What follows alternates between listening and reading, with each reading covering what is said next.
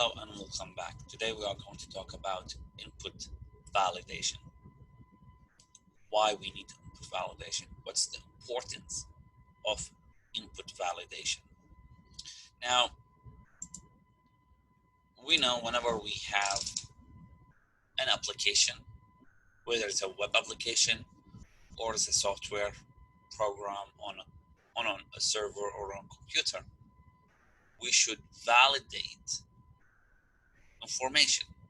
Now, in information security, we have something known as the CIA triad. CIA triad, also known as the tenet of information security. It said the confidentiality, integrity, and availability of the information. When we want to define these things so quickly, confidentiality means only individuals who are authorized to access the data and see the data or the information can do so. Integrity, only authorized individuals can edit, add, or alter the data. Availability, whenever they want to access, they can access. But in my opinion, my personal opinion, I think input validation, it's one of the things that hits the integrity of the information. Because if you go more in definitions about integrity, it say that our data must be up to date, accurate, valid, and so on. So one of the mechanism we do is the double checking. One of the mechanism we do is making sure that the information is accurate. We ask individuals, hey, you didn't update your email or address for the past year. It's the same. So that's validating information. But what if I'm right this moment adding information to the system? Who said that the way that I put the date of birth, for example, is the way that I want it to be presented? Who said so? So who said that the email I put is correct?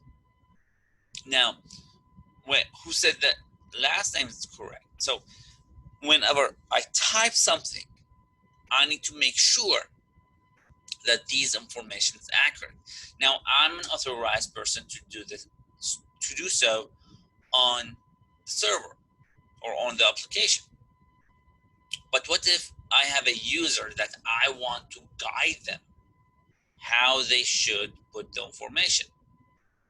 This is known as input validation. So if I want to validate my information in a way that I don't want them to use free accounts, free email accounts, or I want them to use only free accounts, I cannot let them use paid accounts. So it should be Yahoo, a Hotmail Live, or Gmail. So I need to have something in validation to say only these are authorized or only these are okay with, and so on. So today's lecture going to be about input validation.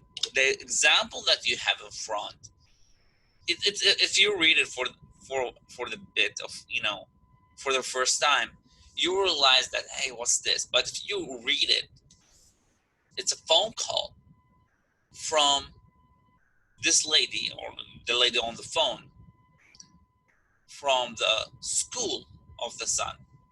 So they called, hey, this is your son's school. We are having some computer trouble. So the question was, did he break something or break something? And the person on the phone continued, did you really name your son Robert and drop the student table with the coding like semicolons and so on? She said, oh yes, little Bobby table, we called him. This name or the drops table student, when they put it in the system, it affects the system in a way that they have a table called student. and that table was dropped, deleted. So, well, we've lost this year's student record. Okay, so that's the realize if I don't validate my information. There's a lot of times where attacks occurs, and individuals, hackers, what they do, they will go to the search box and they put a code over there, or they will go to sign up and they will put a code over there. Especially if you have like blog and commenting option and you give them the option to upload files, that's wonderful for them. So they will upload a shell file and now they can control your server. So this is the point. If I have a search box, I want to monitor that search box. Especially search boxes do not require sign up for them or sign in for them. Just like commenting, I will create any fake account and I will go to the comment and I will put SQL injection. Now I have control. Or I will put a code that allow me to privilege escalation, and I will be able to upload files, and I will gain root access or administrator access, and I will control the server. I can delete, I can do whatever I want to do. That's the importance of input validation. So whenever we want to cover a topic, any topic, whether it's computer science or anything else, ask questions. You need to ask a question and find the answer of this question. Okay? Projects, for example, or assignments has questions, and we just want you to find the answer for that question. So whenever you want to lecture something, for example, the first thing that come to my mind when I decided to talk about input validation is why it's important. As an individual, I need to know why it's important. So the first thing I put, hey, why is it important? So, or what's the importance of it? So the questions say, is input validation the first line of defense for secure coding? That's a question over here. It is the first line? Do you think this is the first line? And we need to find the answer. So we can go and say, hey, the answer. Hackers attack website by sending malicious input codes. This should be through a web form or in a JAX request, or by sending requests directly to the IPA, which is automatic port interference, I think, with tools such as crawl or Python, or by using an intercepting proxy, which is the same where like between the former of two methods. So technically, the attackers will use different methods to try to attack on the server. The first thing that I told you in a few minutes ago, that an attacker will go to the search box, put a code over there, malicious code. We call it malicious, but there's a lot of codes where it comes just for the codes. And that code maybe give me the option to upload a file, or that code going to give me an option where I can access databases and I can affect them. I can manipulate them. So what is input validation? Another question. What is input validation? Input validation means to check on the server side that the input supplied by the user or the attacker is of the form that you expect it to be. If it's not of the right form, then the data should be rejected, typically within the 400 HTTP status code, which is incorrect.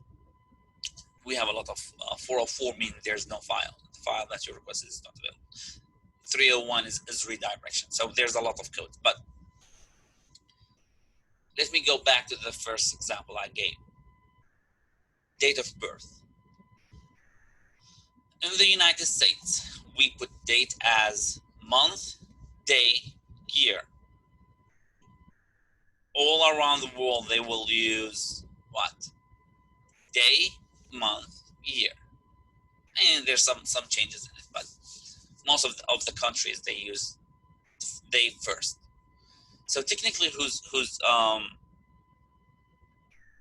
reading the code or the date of birth of someone for the first time, they think that's, like, let me say, let me find any date. Okay, 07/01/1960. Okay, so when you read it the first time, if you are from the United States, you will think that this is July 1st, 1960. In fact, if someone read it from overseas, they will think that's January 7th, 1960.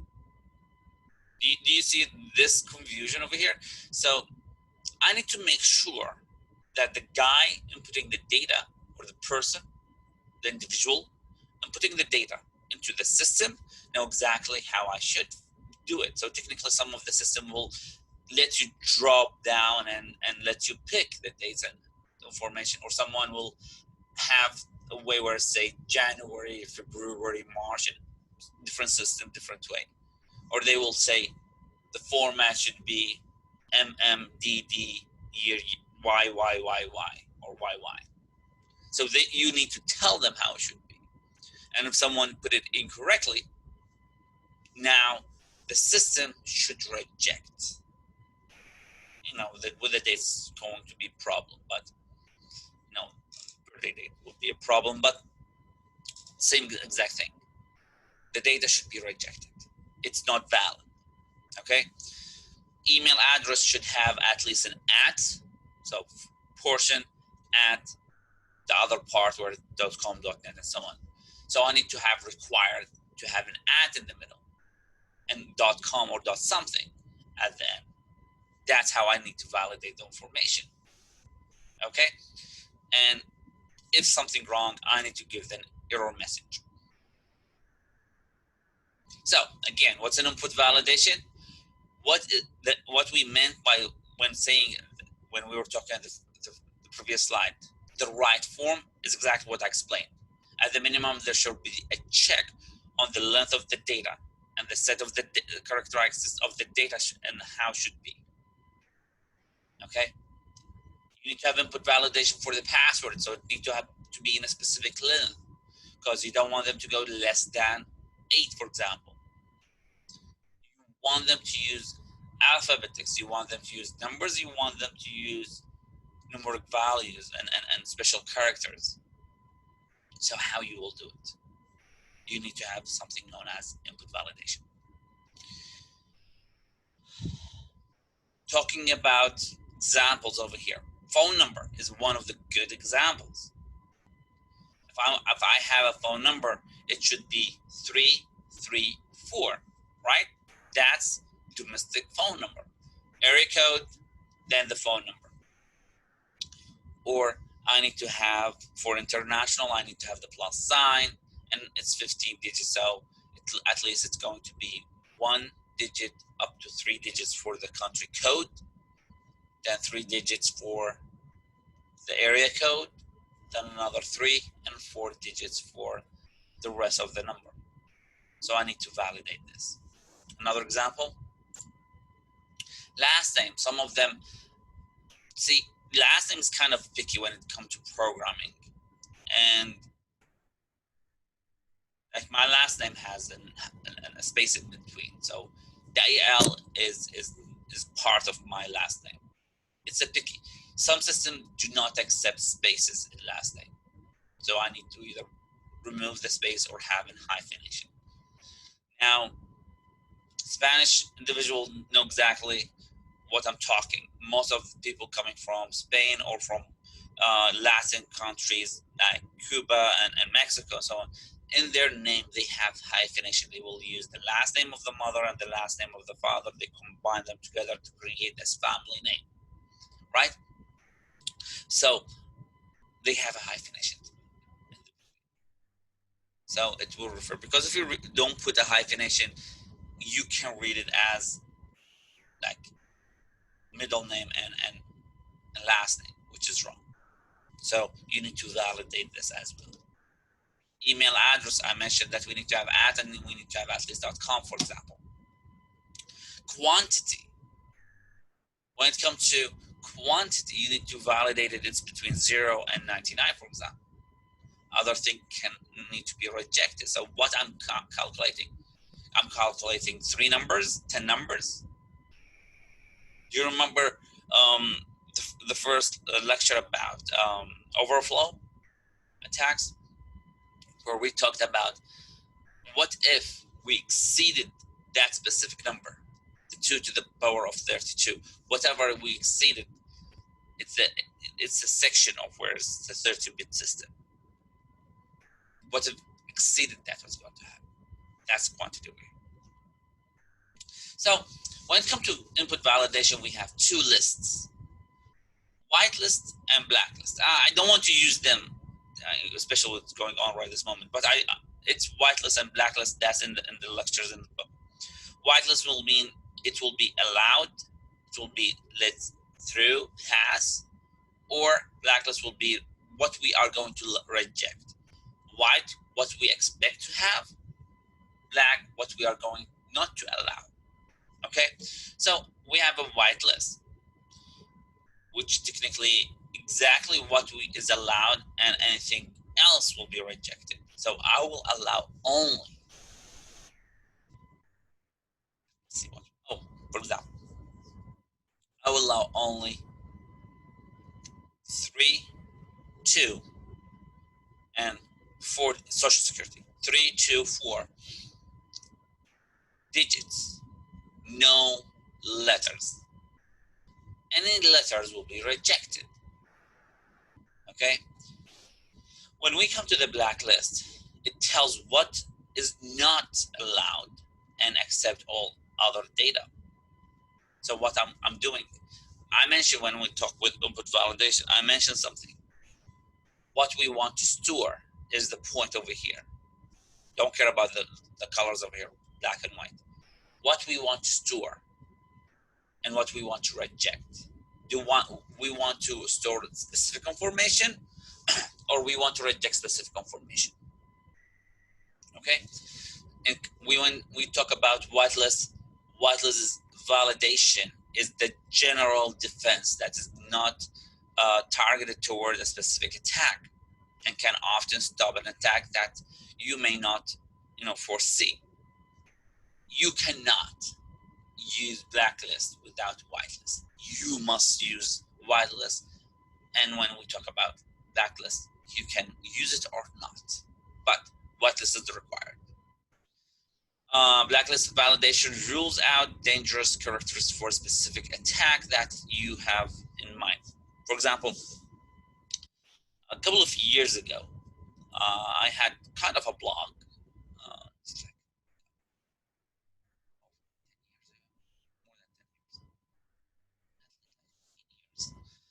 Around 15 or more years ago, I created a blog. And I have a community, I have people over there. I cannot control what they say. So I don't want them to use specific language because it's open for all ages. And it's not nice to let someone see or read text that insulting or whatever. So I start looking for information or words and changing the character or the character of it with an asterisk, with it like XXX or whatever. So anyone will use, for example, and I don't want to, but just for the example, anyone use the F word, so the F will stay and all the other letters will be hidden. And that's one of the things that I rejected in my blog. In fact, I have another list where what I want them and I encourage them to use. For example, what I encourage them to use in passwords, what I encourage them to use in their signatures, their information, what I encourage them and what I don't want them to use. So I have both. So That's an example of what you need to reject. And we are talking about here about security. So if you know that, hey, this word is used in a specific attack. Now you ask yourself sometimes how the computer or how the anti-malware will know this is a virus, because they will take the codes of that virus and they will put it in a list where they say if it's matched, that means this file is a virus. Okay, so they will take the words and will put it in a list and say reject this, allow this, and so on. Blacklist should never be relied upon by itself. You'll say, okay, why I'm allowing something and I'm adding to what to reject? Let me just reject whatever I want to reject, and that's it. I will give them the freedom. No, it will not work that way. You must have the whitelist, and if you have specific characters you want to block, then you want to have the blacklist, and whatever you want to call it, but just for the sake of the lecture, we are going to use these terminologies. When and how to do it. Validation must happen on the server side and should be done before anything else with the data. What's the meaning of that?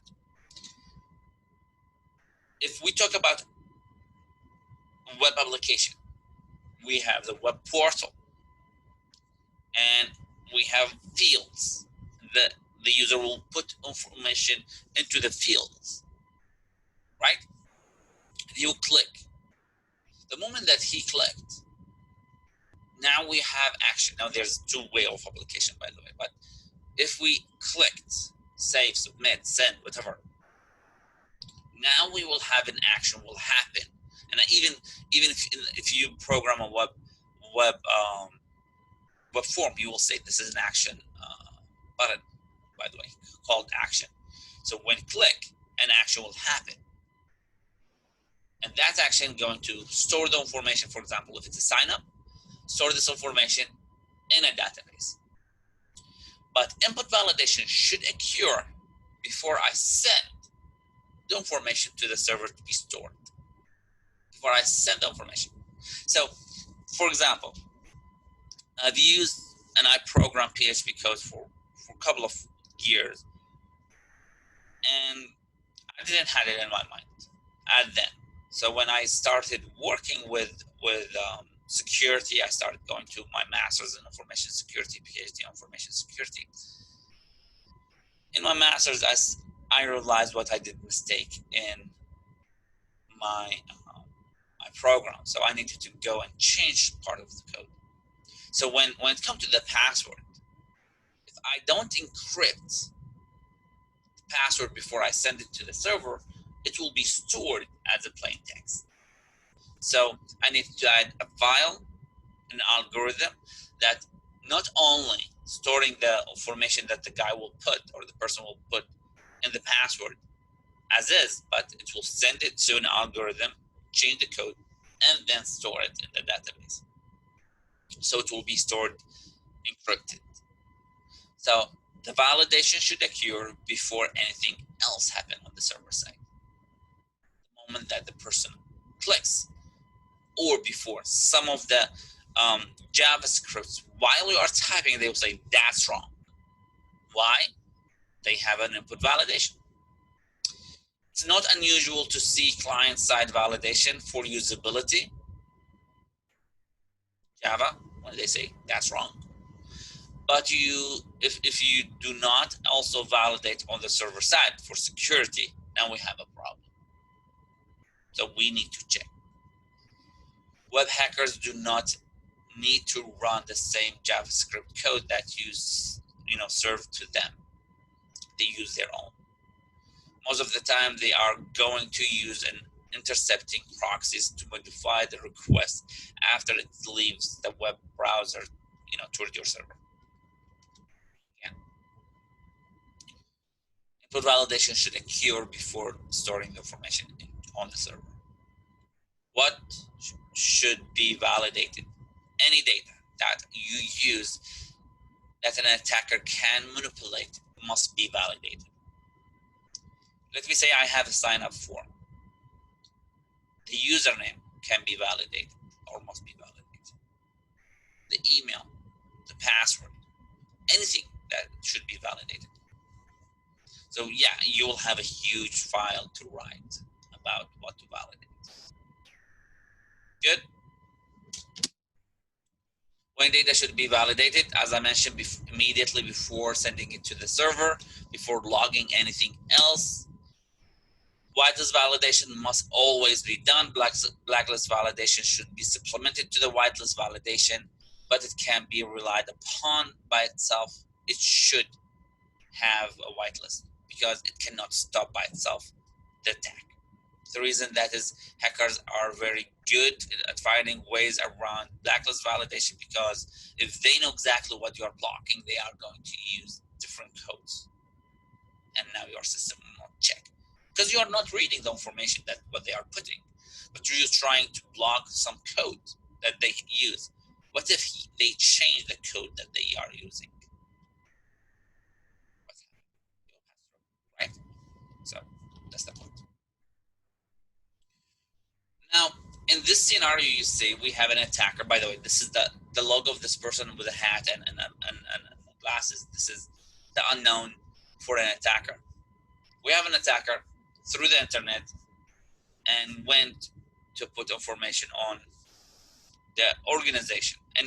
The box, the big box, is your organization. You have a firewall before your organization, which is good. Now we have two systems. The question over here, we have system A and system B, where input validation should occur, system A or system B. And what's happened with this system? The problem happened is that people in system B rely upon system A for input validation. And they decided that anything will pass by system A will be stored regardless. Hey, they already validated. Why we should validate? Why we should write the extra code of validation? System A validate their information. Other information sent to system B is not validated. Hey, this is their job to be done. This is their problem, not ours. And in fact, this is the problem over here, because input validation should occur on both systems, system A and system B. I should validate my information and validate system B information. And system B say, I don't trust system A until I validate the information. And by that, I will not have problems. But if I say this is not my job, and this is what the other person need to do, now we have a problem. We have an attack. And that's exactly what's happened. The answer is that both are responsible for validating their own input data. Where should input validation happen? As I mentioned, system A and system B. Now, we may have another terminology like input sanitization, sanitizing input. What the meaning of that? Sanitization means that to changing user input so that it's become not dangerous. As I mentioned, I changed the input of the person. I didn't reject it, and I didn't allow it. I removed the code, so I change it in a way that I want, how I want it. The issue here is that what's dangerous depends upon the context in which you are going to use, and that's about information about sanitization. Now, if we compare between input sanitization and input validation, you will say, hey, I'm not allowing the context. This is a blacklist because I'm rejecting whatever I want to reject. The answer is no. It's similar, but it's no. Because if it's input validation, blacklist, the entire thing will be rejected. And the guy needs to change the information. That's blocking, that's rejection. Sanitization is changing whatever things that you don't want to show and accepting that text. Again, input sanitization should never be used in the replacing of input validation. You cannot depend upon sanitization only.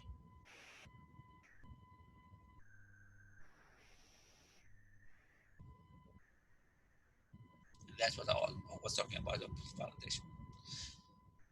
In conclusion, bottom of the line, that is, whitelist input is what we are going to validate. It's our general defense line, where input sanitization is the specific defense line.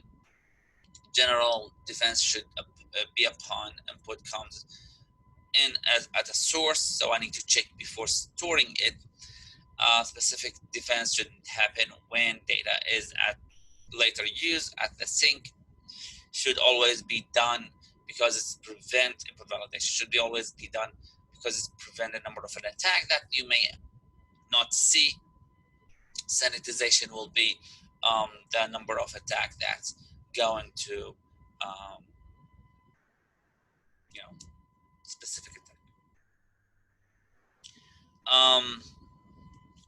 This is for project 6. I will have another lecture coming soon for project 7. Or, yeah, project 7. Thank you very much. Have a good